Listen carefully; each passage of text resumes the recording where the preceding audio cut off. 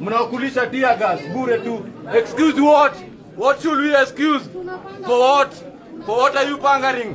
This is our country, Kenya bana. Kiambia wase, I have a vision. Mwenye yako hakuna kitu anafanya. Mimi nina vision kali sana. Nita make sure tumelainisha. Hallelujah. Inaitwa department ya kutenga na ndio inatawala.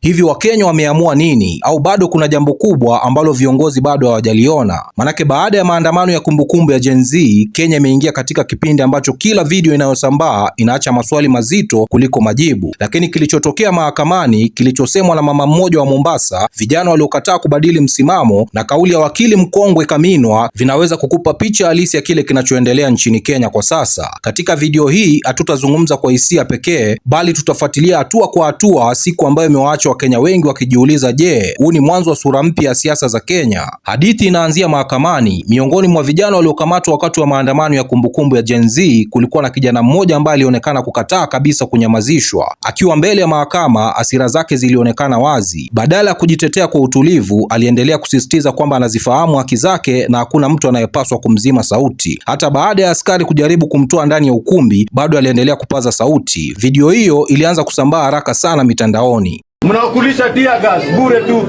Excuse what? What should we excuse? For what? For what are you pangering? This is our country, Kenya bana. Guys, this is our country. It's going down. We have our rights. Don't touch me. Don't touch me. No, don't touch me. Don't touch me. Don't touch me.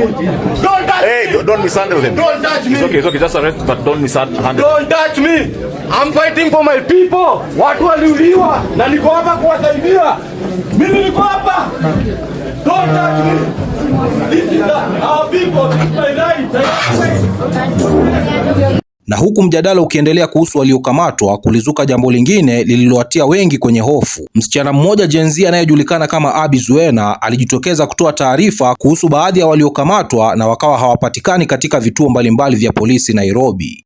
So guys, the comrades that were missing yesterday, meaning they were not present in any police station that we know about, and they were not presented in court. 6 of them were found today morning. They were dumped. They've been tortured, by the way. Nasikia kwanza hizi torture chambers sahi zimemoviwa kwa affordable housing. That is probably why the government is not keen about finishing this affordable housing. They've turned them into torture chambers. But there are 3 guys that are still missing. One, we have Dife. Dife is from Mathare. This is his poster and face. Kindly guys, let's amplify and continue sharing this information until they release him. Then we have Zizo. Zizo is from Kiamaiko. There were even demonstration about him yesterday because people don't know where he is, and that person is Mr. Speaker Sir. Yesterday, shortly after being released, he was again arrested by the DCI. Na hatujui kwenye yako. So guys, keep amplifying, let's keep sharing and ensuring that these guys are found safe and sound. One time! Lakini hata wakati mjadala huo ukiendelea, kulikuwa na video nyingine ambayo iliwafanya wengi kucheka, huku wengine wakiona ni ujumbe mzito sana. Kijana mmoja akiwa anakimbia pamoja na wenzake alisema wazi kuwa anaweza kusimama kwenye foleni ya kupokea pesa za 2 term, lakini msimamo wake wa 1 term haujabadilika. Kauli hiyo imeendelea kutumiwa sana mitandaoni. Tushakula pesa sasa, Ruto must go. Pesa tukishakula, slogan inabaki moja, 1 term. Sindo wale tunakojanga pesa. Pesa tukishakula tunabaki 1 term. Sisi sio 2 term. 1,000 yenyu ndio hii. Wamenipia na watu 5, lakini mimi ndio mtu 5.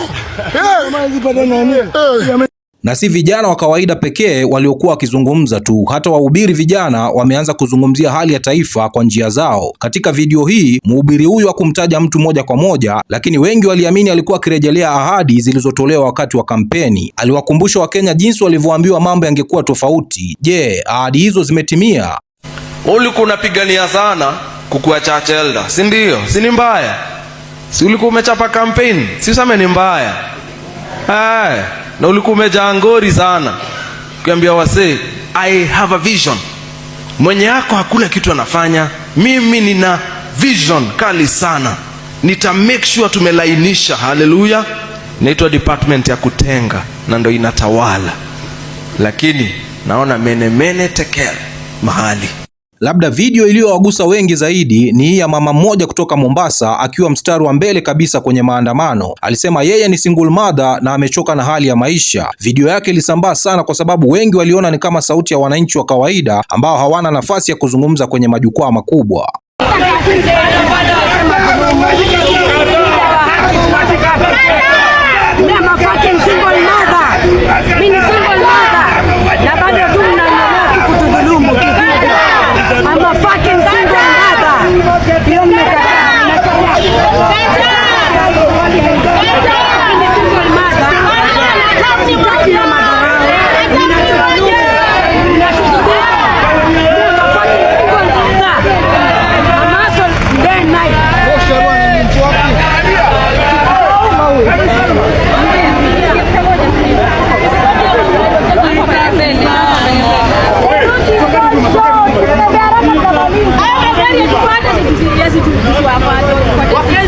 Na kwenye video nyingine, sauti ya mmoja wa mawakili wa kongwe nchini iliongeza uzito kwenye mjadala huu. Senior lawyer Kaminwa alisimama mahakamani na kusema maneno machache lakini yaliyotikisa wengi: tumechoka. Kisha akaomba waliokamatwa waachiliwe. Kauli hiyo ilianza kusambaa kwa kasi sana kwenye mitandao mbalimbali.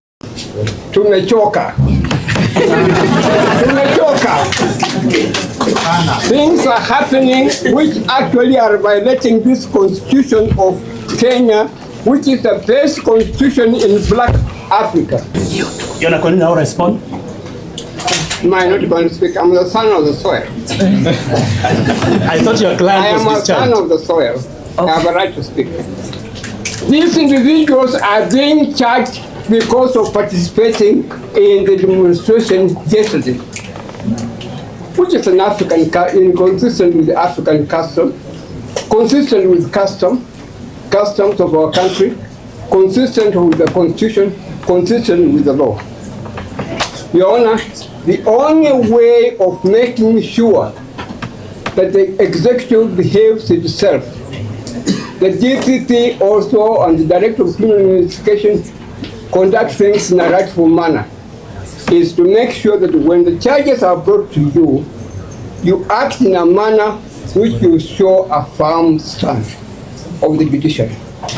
And we are urging you very respectfully, you show a firm stance in order to stop this deliberate attempt to violate the law, deliberate attempt to obstruct or to play down or to breach the constitution. We used to say that when you are tired of Kenya, you are tired of life. We can no longer say that.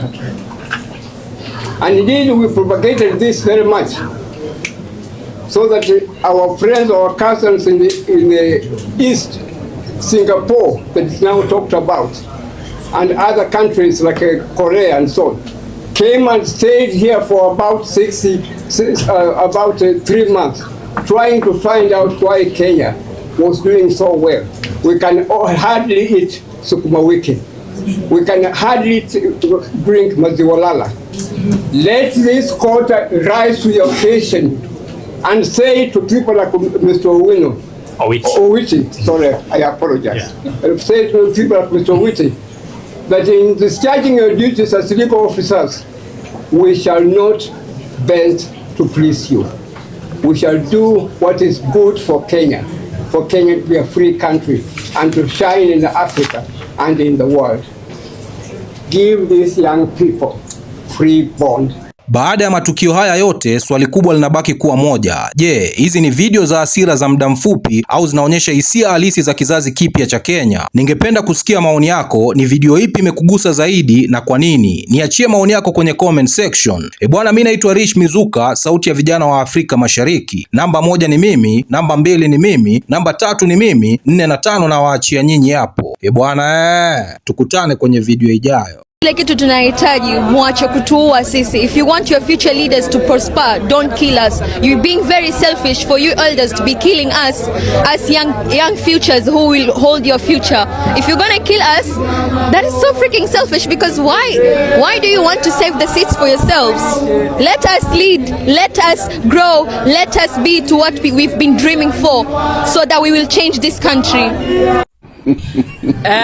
Watu wa Nairobi, ninyi tunagoja mtuanzishe maandamano. Huku Nakuru tumejipanga, tuko tayari, polisi wamechukua position yao, kila mtu amechukua mawe zake. Tuko tayari kuanza, lakini junyi ndio wazazi wetu, mnafaa mtuongoze. Lazima tuheshimu wazazi. Tuko hivyo tunawagoja. Na kama unajua unaenda maandamano leo, make sure umeambia mzazi. Ambia mzazi ama mtu wako. Kozi si lazima urudi, ni kubaya. Kwanza nasikia nimekasirika sana. Kwa hivyo Sifuna